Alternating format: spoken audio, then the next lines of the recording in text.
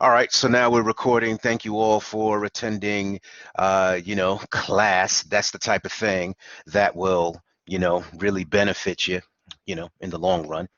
Uh, okay, so our goal today is to talk about, we're still leading up to the Constitution in this class or in this particular recording, right? So my goal today is to talk about, to be sure to talk about more antecedents to the Constitutional Convention of 1788, 1787, right? And so let's push forward through history. I think it says recording messages in the chat. Yeah, I'm pretty sure we're recording. The red button is on.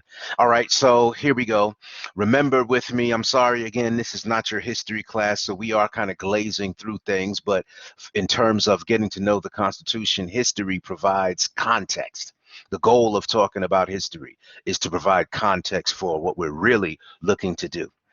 What we're going to do, let's say it this way, that the American Revolution, the conflict between the American colonists and the British military that was assisted by where the Americans were assisted by the French military, and where the British were assisted by their Native American allies. And I always think it's important to think about those the German mercenaries called the Hessians. So by 1789, you have the Treaty of Paris that ends the war. Now let's think about where your Constitution comes from. One early reference point to the U.S. Constitution is the influence that centuries of contact with Native Americans had on the American colonists. You'll remember with me that by the time of the American Revolution, the American colonies were over 150 years old.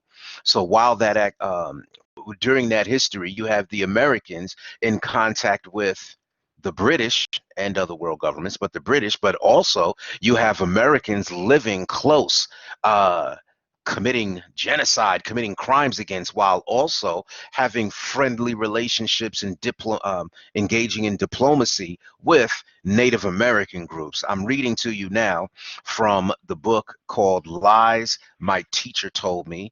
I always like to know when these things are published. So Lies My Teacher Told Me, this book is first published in 1995. The author is James Lowen. I am on page 108. Listen to this. Indeed, Native American ideas are partly responsible for our democratic institutions. Bam. We have seen how Native ideas of liberty, fraternity, and equality found their way to Europe to influence social philosophers such as Locke, Rousseau, Montesquieu, and he mentions a few other people. These European thinkers then influenced Americans such as Franklin, Jefferson, and Madison in recent years. Historians have debated whether American Indian ideas may also have influenced our democracy more directly.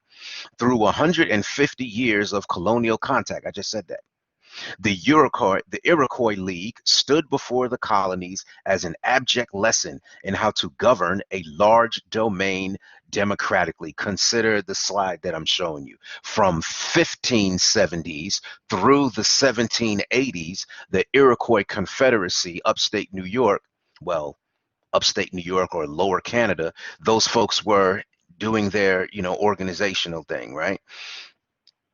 The terms used by Lieutenant Governor Colden, I'm back in the book, I'm on page 109, found an echo in our Declaration of Independence 50 years later. In the 1740s, the Iroquois wearied of dealing with several often English colonies, and the Iroquois suggested that the colonies form a union similar to their league. He just said that the Iroquois in 1740s, right? We're talking a good 40 years before the U.S. Constitution. All right, in 1754, Benjamin Franklin, who had spent much time amongst the Iroquois observing their deliberations, Benjamin Franklin pleaded with the colonial leaders to consider his Albany Plan of Union. Quote, Benjamin Franklin says, it would be a strange thing if six nations of, and in his words, ignorant savages should be capable of forming a scheme for such a union and be able to execute it in such a manner as that it has subsisted ages and appears insoluble, and yet that like a union should be impractical for 10 or a dozen English colonies. Did you hear that? Benjamin Franklin, I don't know, can you get past Benjamin Franklin calling Native Americans ignorant savages? Don't you have some Native American ancestry? Most Americans do, right? And so, but he says that the Native Americans can organize themselves into a confederation. Why can't American colonies? All right, I'm back on the in the book here. Again, on page 109, the colonies rejected the plan, but it was a forerunner of the Articles of Confederation and the Constitution. So the Albany Plan of Union that Benjamin Franklin suggested, where he says he himself got the idea from the Iroquois Confederacy, is an early forerunner of the Articles of Confederation and the Constitution. One more paragraph.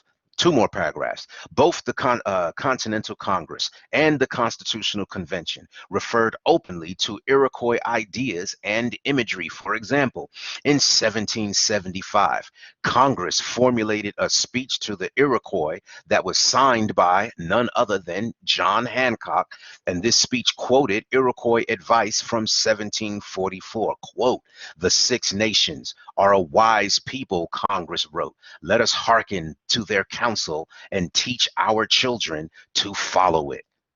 That's good stuff. One more point from this book.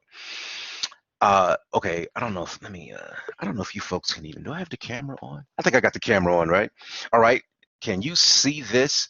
This thing here is a picture of the seal of the United States. You can see that, Tanner? Good, good, good. So take a good hard look, right? This is a picture of the seal of the United States. You see the old school flag. You see the things that the eagle is holding. You see the wings of the eagle. You see the banner in his mouth. Okay. James Lowen here says, as a symbol of the new United States, Americans chose the eagle clutching a bundle of arrows. They knew that both the eagle and the arrows were symbols of the Iroquois League. Although one arrow is easily broken, no one can break 6 or 13 for the colonies at once. So what I'm giving you here is that let me get my other book to line things up. Historians have argued this right decades and decades, and by 1988 the U.S. House resolved that the Articles of Confederation and the U.S. Constitution were influenced by the Iroquois Confederacy. I would have you keep that in mind. I don't know that I put that on the test, but I find that something interesting. Now let's turn our attention to the Constitutional Congress and their first attempt at self-government. Remember, after you defeat your colonial oppressors, quote unquote, then what you have to do is, you have to govern yourself. Remember your social contract theory, that if the government that you're currently under is violating instead of abusing your rights, you have the option to overthrow that government. But then what do you do after the revolution? You have to create your own government, right? And so the Articles of Confederation are an early example of not early, I mean to say the first example of self-government after the American Revolution. Here is a few things. Take a look at this, right? Now, I got to tell you, people teach things differently. If you had another professor, maybe that guy would go through the Articles of Confederation and spend all his time on it, right? Certainly your book, your textbook does, I think, spend, maybe too much time, I don't know, spends a healthy amount of time talking about the Articles of Confederation. And if you're into that, go ahead and be into that. But for our discussion, I would want you to keep in mind that the Articles of Confederation essentially gave the majority of the power to the states and kept power away from the federal government. Let's define our terms. What is a confederation? What's a confederation anyway, right? A confederation is a form of government where the regional smaller units of the regional smaller units hold the balance of the power, and the central government has less power than the collected power of the regional units. Or in plainer language, a confederation is a form of government where the states had all the power and the federal government did not have the power. This is a plan that is doomed to failure. How do we know this is true? Because it lasted only from 1781, and then by 1787 it was clear that the thing wasn't working, and they went back into the room and created the US Constitution, right? And so let's investigate. Now, this is something that will be on the test. Moving forward here, this will be on the test, right? I want you to keep in mind 4 reasons why the Articles of Confederation failed. Number 1, the Articles of Confederation did not allow the federal government the power to tax its citizens.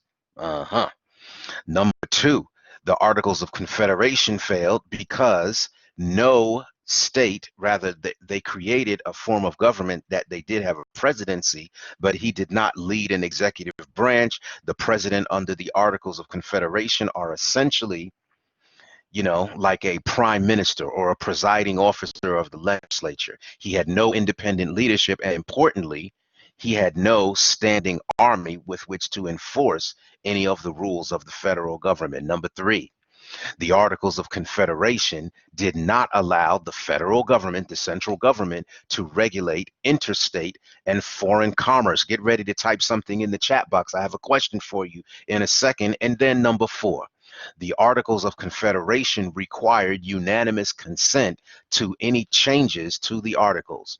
That is to say that any one state out of the 13 could veto changes to the Articles and thereby tell the central government that it could not act. Right? It required unanimous consent. Now, answer this in the chat box, please. Let's see if you're following my little argument here. The Articles of Confederation did not give the national government the power to tax citizens. It also did not allow the federal government the power to regulate foreign and interstate commerce. In the chat box, please, what is the federal government not going to have? What are you not going to have if you can't regulate commerce and you can't tax citizens? We're all in the same line, right? That's right, Nigel, Gracie, Victor, Morgan, Ellie. That's right, Carlos Sam with all those Y's. How do you create a government? I like that capitalized, who's that, Kendall Lee? How do you create a form of a government that you do not have the ability to tax citizens, and then you can't regulate commerce? Right? And so that means that the Articles of Confederation were essentially teetering on a sword of Damocles string, getting ready to stab the country in the head. So there's a problem here. Now, let's talk about this problem, right? Now, I'm pausing here because when we were talking in class, in order to hold your attention, I would tell you the parable of the emperor who has no clothes, right? And so I would probably have a little bit of fun with that. But for right now, I want you to just think about that parable on your own, if you remember it or if you need to Google it. But let's talk about how Daniel Shays proves to the Continental Congress that the Articles of Confederation were a no-go, that they were inadequate for the needs of the new central government. I bring to you another book. This is a book called, I don't even have the cover of the book anymore, but this is the title page. This book here is called The American Political System. This book is written by Edward Greenberg. And this book is first published in 1968. 1968. I am in, let's see, where am I? I'm in chapter 4, and I'm on page 56. Check my argument here. No, wait. Let me tell you why I'm getting ready to give you this argument. We're getting ready to talk about the motivations and the reasons and the debates surrounding the writing of the U.S. Constitution. You're going to read your book. Please read your book. And when you read your book is going to give you a traditional understanding of the writing of the Constitution, traditional understanding. Essentially, your book is arguing that the framers of the Constitution were wise men, that they were self-sacrificing, that they were philosopher kings, and they sacrificed of themselves to go ahead and write a U.S. Constitution for the good of the American people, for for the balance of history, for the prosperity of American children, of future generations. Okay, yeah, all of that might actually be true, right? And so you're going to read your book here. I'm looking at your textbook. When you're reading the book, the Constitutional Convention is sitting around here. The argument is from, let's say about page 40 through 43, right? And so you do have a few words here. But when you come to college, you want two perspectives to be offered to you. You want to have a traditional view of the way the US government works, but then also you want to have a more radical approach, a more critical approach. When you merge the two together, the traditional approach and the critical approach, you might have something that that you might be able to chew on. You might have something that produces an understanding. One more sentence on this point. If you want to get to know somebody, maybe you'll get to know what that guy says about himself. Maybe you get to know what that guy's friends say about him. But also, if you really want to get to know him, you want to get to know what his critics say about him. And so somewhere in between what he says about himself, what his friends say about him, and what his critics say about him, somewhere in there, you're going to have an understanding. All right, so let's go to Edward Greensburg. This indeed is a critical analysis of the Constitutional Convention. In page 56, I'm reading to you, he's giving us, let's see here, let's start here. He says, nevertheless, what was most central to the fear of privileged classes. Now let's back up. Let's go here. Greensburg tells us that people of wealth and property, mainly merchants, financiers, and planters, afraid of the radical democratic tendencies unleashed during the American Revolution, these are the people that initiated the movement to revise the Articles of Confederation. I'm walking into Shays' Rebellion, right? And they wanted to substitute the articles with a document that emphasized strong property respecting centralized government. To be sure, the Articles of Confederation were deeply flawed as the basis for the formal organization of a new state. Under their terms, the central government was devoid of the power to levy taxes, to regulate economic relations among other states, or to raise and maintain an army. That's what we just said right here, right? Let me let you wait. I'll stare at that for a second. All right. The Articles of Confederation made no provision for the executive authority to carry out the few mandates passed by Congress, depending instead on the voluntary cooperation of the states. Nevertheless, what was most central to the fear of privileged classes in post-revolutionary America was the response of state governments to the rising tide of democracy. What? And the possibility that they might eventually turn against economic privilege and demand greater equalization. Boom. More. Greensburg continues, their worst fears were confirmed by the activities of the government of Rhode Island, which, being favorable to the interest of debtors, began to print cheap paper money for the repayment of debts.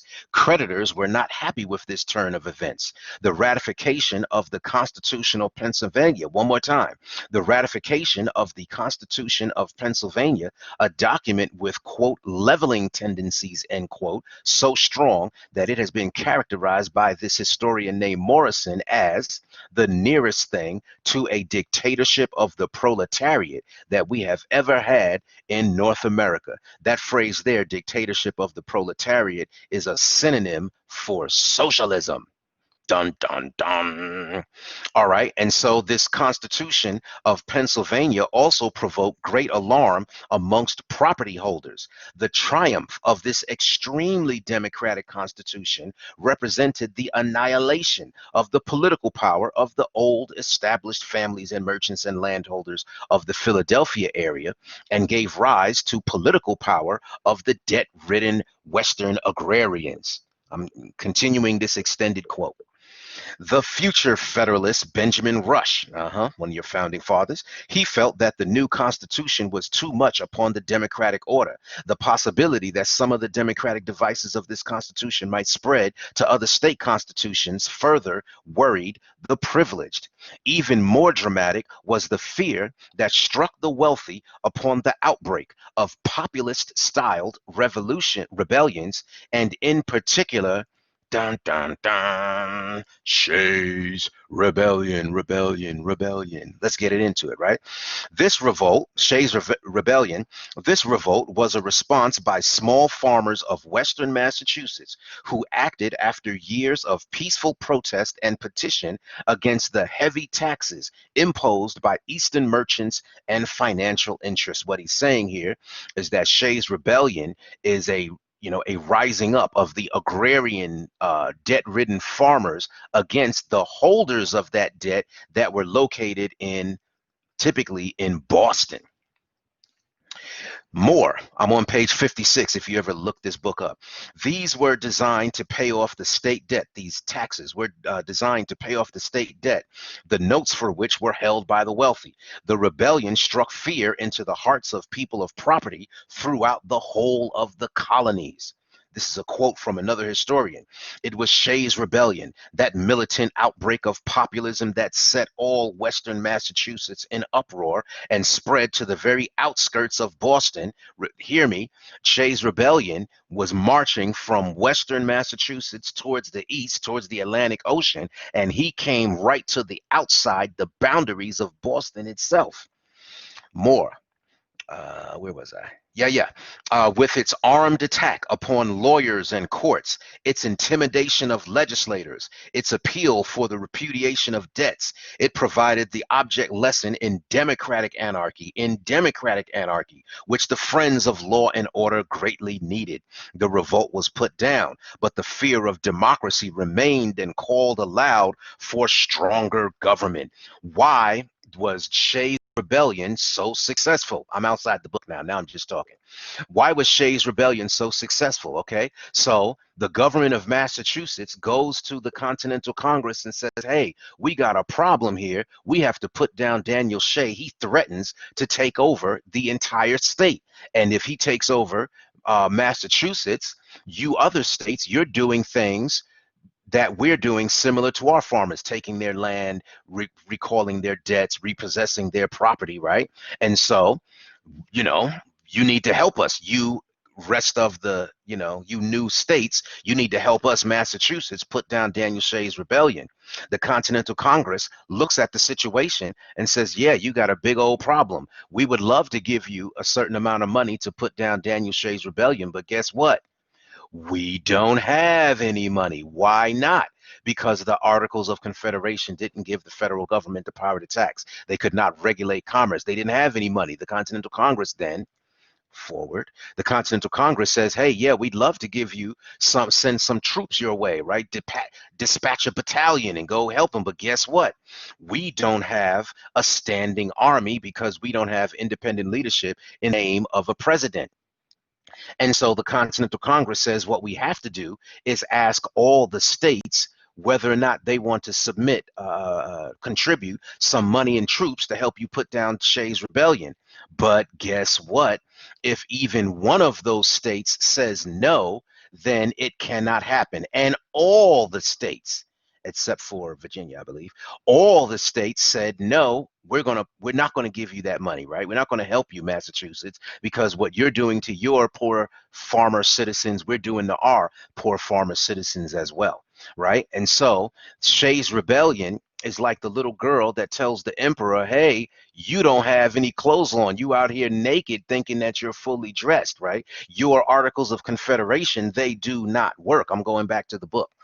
Returning back to Greensburg analysis, I'm on page 57. He reads, quote, Shays' Rebellion worried men of great wealth in the new nation. John Jay wrote of his uneasiness to George Washington. This is a quote from John Jay. Remember, John Jay is one of the co-authors of the Federalist Papers. He becomes your first Chief Justice of the Supreme Court. John Jay said, our affairs seem to lead to some crisis, some revolution, something I cannot foresee or conjecture. John Jay says, I am uneasy and apprehensive more so than during the war. Wait a minute, what did John Jay said? He said he's more fearful of poor farmers rebelling in the States than he was of the British military. Back to Greensburg, he page 57. For his part, George Washington wrote to James Madison of his similar concerns. If government cannot check these disorders, what security has a man for life, liberty, or property? John Jay and George Washington spoke for considerable numbers of their class because the spread of the news of Shays' rebellion had the effect of solidifying men of property in all the colonies in their fear of what? Democratization. In their fear of what? Democratization. You'll remember with me. Let me wave another. I am just really enjoying waving these books in front of this camera. Let me bring you again to your attention. Remember the Hofstadter analysis. Hofstadter told us that the framers were hostile to democracy, that they were also hostile to dictatorship, but were hostile to democracy. So what Greensburg here is doing is he's backing this up. Last sentence. Out of this fear arose a desire for strong national government, complete with a standing army capable of controlling the excesses of the states and controlling random mobs. It is within this context, within this framework of discontent and fear among the well-to-do, that the movement to revise the Articles swept forward.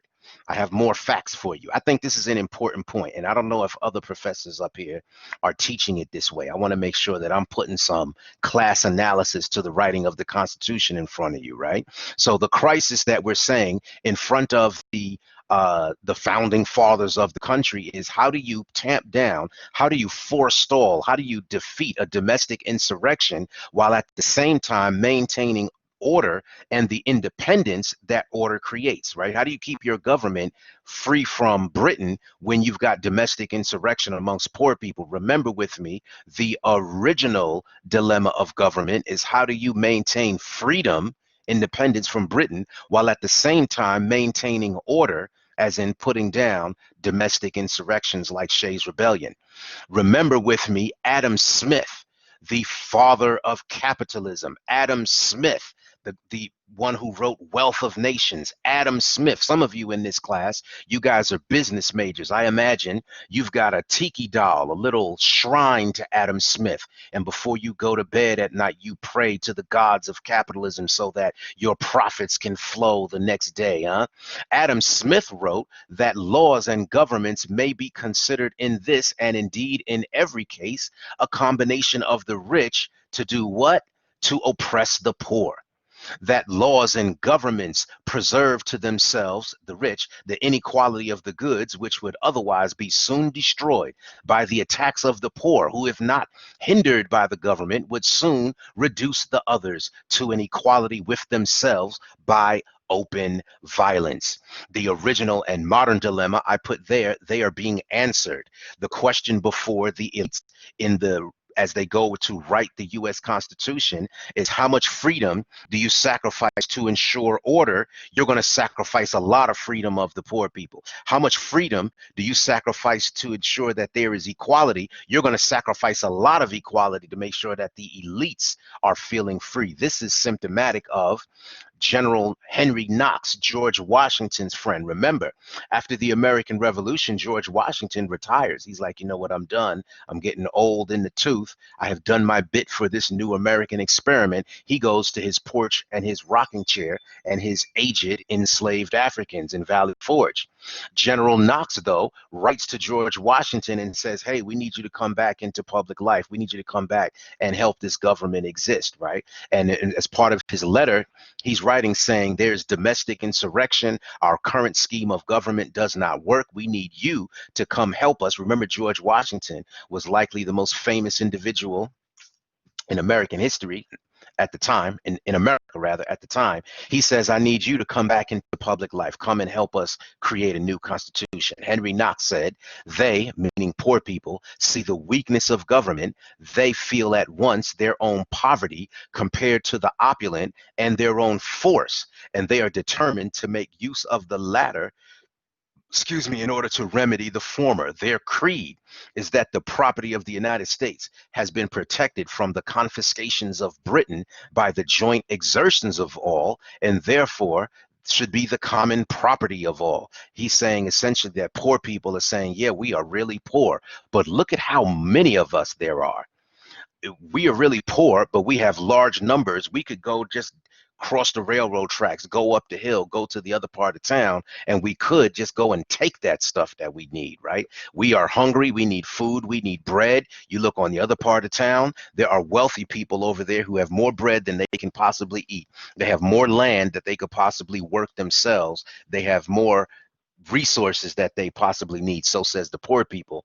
And so they could, so he says we have to do something about this. All right. Now we are at the Constitutional Convention. This is the famous lithograph of the Constitutional Convention. Please recall with me that the Constitutional Convention occurs in the summer of Philadelphia, rather the summer of 1787 in Philadelphia. This is not your history class, but that is a date that you could probably see on the test. The Constitutional Convention happens in the summer of 1787. When you read these books here, you'll find that it was particularly hot that summer, and that there was let's say, an infestation of something called horse flies that converged on the conveners of the Constitutional Convention. Horse flies. So I say that to say not only was it hot, but there was lots of bugs around. It just sounds uncomfortable to me, right, as I sit here in my air-conditioned room. Now, yeah, look at this famous painting, right? I'm gonna tell you why I said that in a second. But look at this famous painting. Do you see the individual standing on the podium? Strong, tall, proud, at a 90-degree angle to the floor, with his calves, his muscular calves, bulging from his stockings there. That's George Washington. Can you see my cursor? Yeah, this is George Washington. How do you know this is George Washington? Because you always see George Washington strong, proud, resolute, standing head and shoulder above the rest of the conventioneers, right? What we see here, let's see, let's say also in the Constitutional Convention, this here is Benjamin Franklin, the aged Benjamin Franklin, somewhere around 70 years old by the time the Constitutional Convention had been called, where the average age of these other delegates to the Constitutional Convention was in the mid 30s. So Benjamin Franklin is the elder statesman. Remember, in the context of the Declaration of Independence, I mentioned that he was a person with certain diplomatic skills. And remember, I just read to you a second ago that he proposes a scheme for centralized government called the Albany Plan that he modeled after the Iroquois Confederation. Here, whispering sweet nothings of centralized banking and independent currency, this is Alexander Hamilton. And then sitting off here in the side, taking copious notes, is the intellectual giant, I'm going to say, James Madison. James Madison is called the father of the U.S. Constitution, the father of the Constitution. Now, before we get deeply into these people, who they are, right, let's look at their economic condition. I want to use the chat box just to make sure that you folks are, to make sure that y'all are awake. What is their economic class? Look at their clothes. He's got the gray three-piece on with the cane action. This guy over here, not only does he have the ceremonial wig, but he's got that looks like a ribbon or some kind of scarf in his hair. He is fly today, right? Yes, we're saying that these people are wealthy. Where are the poor people? They're not in the room. Remember, we're teaching this class acknowledging the intersectionality of our own lives, but also the intersectionality of history.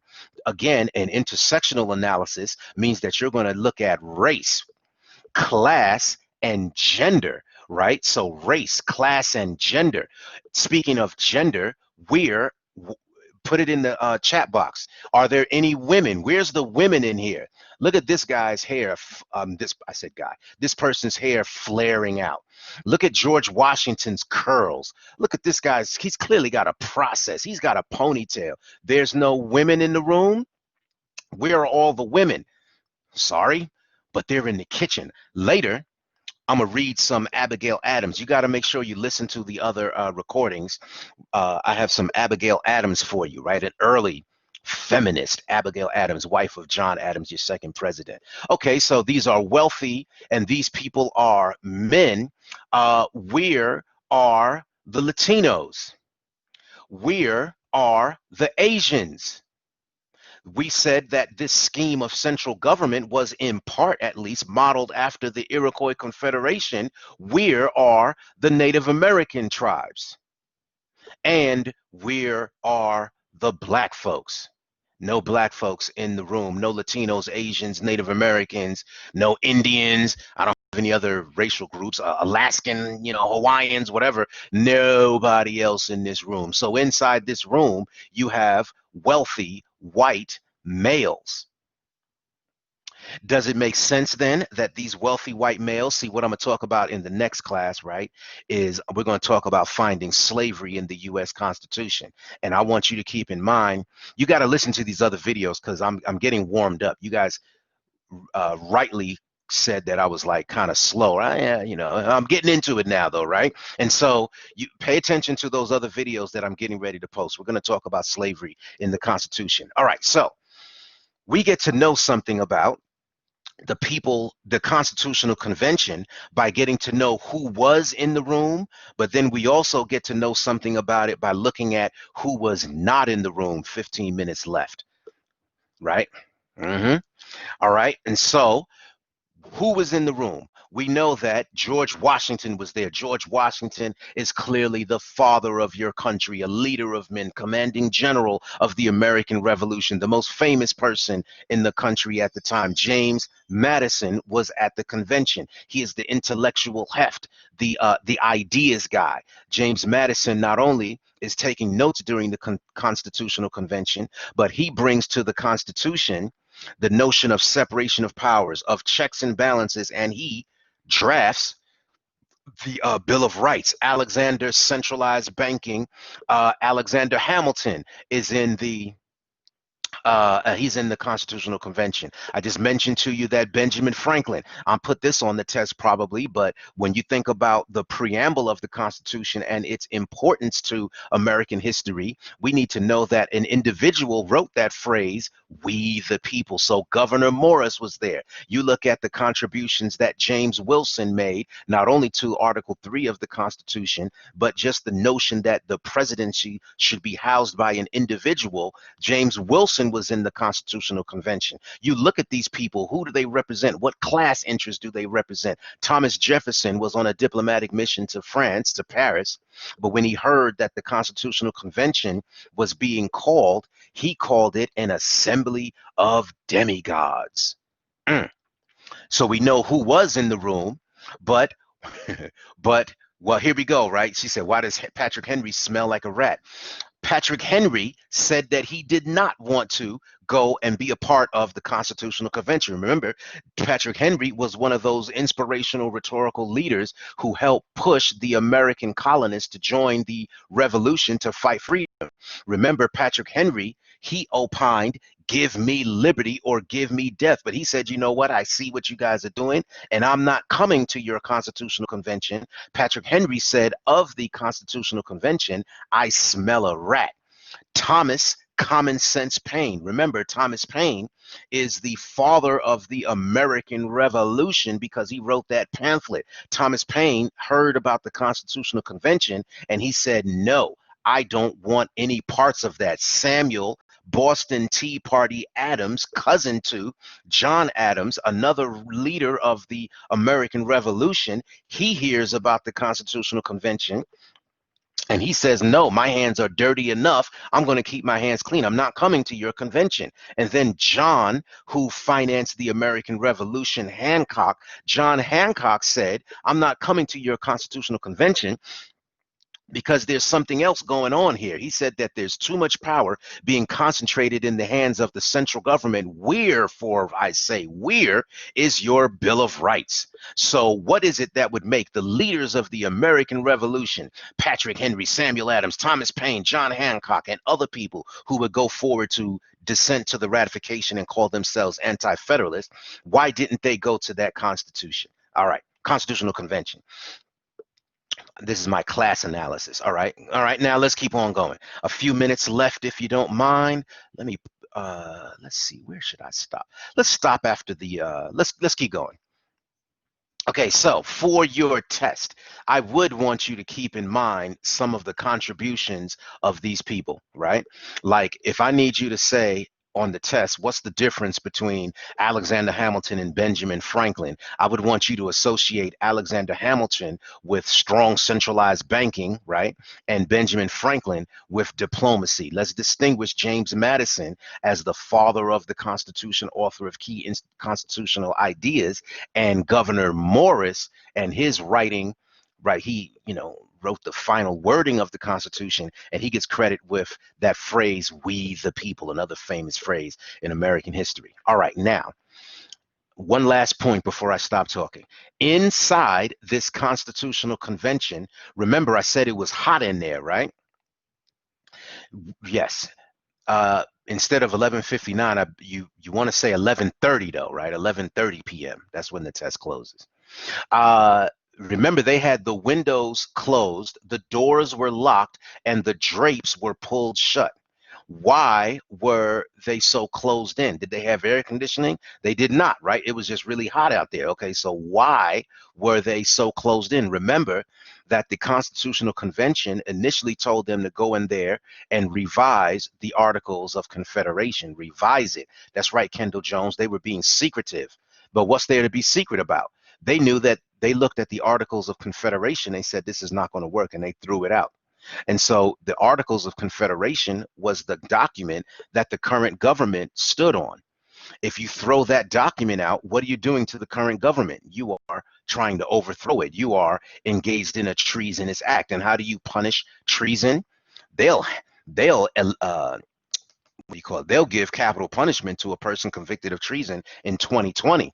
What were they doing to people in the 1780s, right? So they knew then that they wanted to keep things so secret. Now, in this context of heat and bodily fluids and the lack of anyone outside their demographic, and the notion that what they're essentially doing is sedition unless the country gets behind it, you have a central debate. And the central debate inside the Constitutional Convention is that between the New Jersey plan and the Virginia plan. I am sure that you remember hearing about this at some point in high school, right? So let me point out a few things for you. That's the way I'm gonna put it on the test.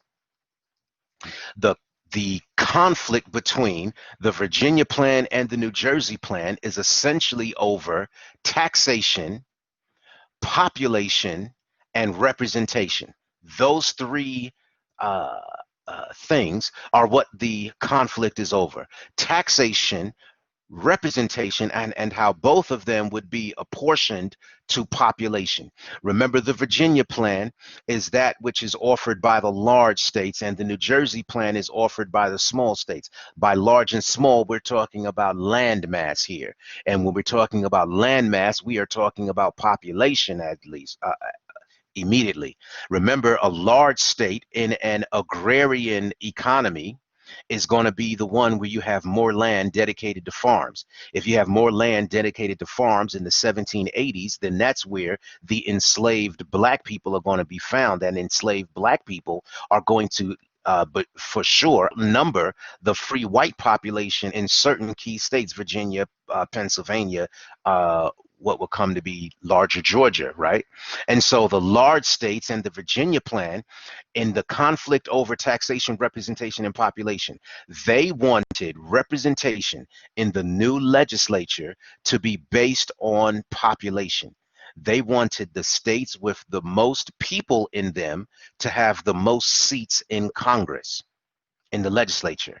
So this plan, this scheme, and this is something I'll put on the test, this is called proportional representation. The Virginia plan wanted proportional representation. It made sense for them to want this, right? Because they knew that if they had more people, then they could command more seats. And if they had more seats in Congress, then that means that they could win all the votes and make the new government what they wanted it to be. That's right. And they were enslaving Africans in their states more. Now there was slavery in the New Jersey plan, but the New Jersey plan is offered by states with less geographic territory, with less land available for farming, and thus proportionally with less enslaved black people and thus less people in general.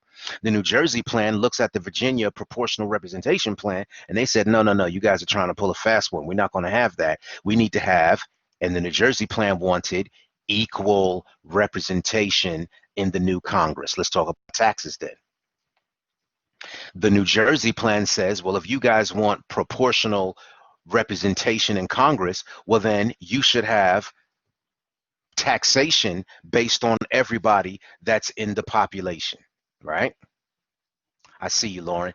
Right. So the New Jersey plan says you need to have taxes paid on everyone in the state, be they enslaved or free. The Virginia plan says, wait a minute, that would increase the tax burden of the southern large slaveholding states. And that would mean that we would not have more power, but we would have more economic debt relationship to this new government. So the Virginia plan said that they did not want to pay taxes on any of the enslaved population. They only wanted to pay taxes on the free white population. So those are the parameters of the debate, the Virginia plan versus the New Jersey plan. And what we come to find out is that the great compromise, out in the recording after I say this, the great compromise, the great compromise is to say, you New Jersey guys, you want equal representation. Well, you can have that. That's right, Anthony, you can have that. And so you want equal representation, you'll have that in Congress, and we'll create a House of Congress called the Senate. You Virginia plan guys, you want proportional representation. Well, guess what? You can have that. We'll create a House of Congress, and we'll call that the House of Representatives, and they'll have proportional representation. And then Anthony hit it on the head. You New Jersey plan, you want taxes to be paid on everybody. You Virginia plan, don't want to pay taxes on the enslaved African population. Well, let's just cut it down halfway and let's say that we'll call the enslaved Africans 3/5 of a human being, and you'll only pay taxes on that percentage, right? So 40% or so tax on the enslaved black population, 40%, 60% tax on the slave population, 3/5 clause, right? Said we don't really believe that they're human beings anyway, and we already paid taxes on them when we bought them in that bill of sale anyway. So we have the 3/5 compromise. So in conclusion, the Virginia plan and the New Jersey plan result in the Great Compromise, and the Great Compromise has two parts: bicameralism, dividing Congress into the House and the Senate, and the 3/5 compromise, whereby the enslaved African population is understood as 3/5 of a human being for tax purposes. Hey, Morgan Jones, when you read these diaries, essentially what you have here is that the New Jersey plan did not want, they were defeated basically, and the Virginia plan said that, rather, the Virginia plan was defeated in the debate, and the New Jersey plan said that they had to try to get some tax revenue from the people that had the ability to pay. And so that was the deal that they worked out, 3/5, no doubt. All right. Okay, so that's what I wanted to say about that. I'm going to end the recording here. You see that this week we're talking about the Constitution, but I have not yet stopping the recording.